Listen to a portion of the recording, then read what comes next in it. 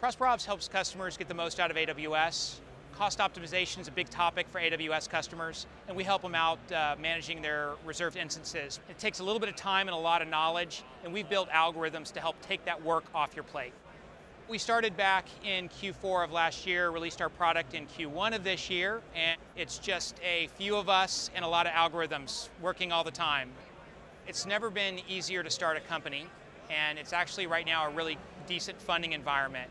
What we find is that the noise level, the amount of people vying for the attention of the buyer is as high as it's ever been. So all the traditional marketing tricks and things that people would do are all hitting the same person.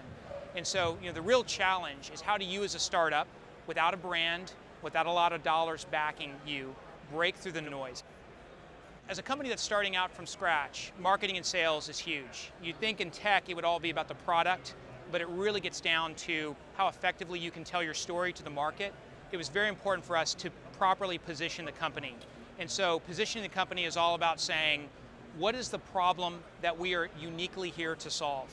And it takes a lot of time to get very clear on what that problem is and the words that you use to describe that problem, as well as the words that you use to describe that solution.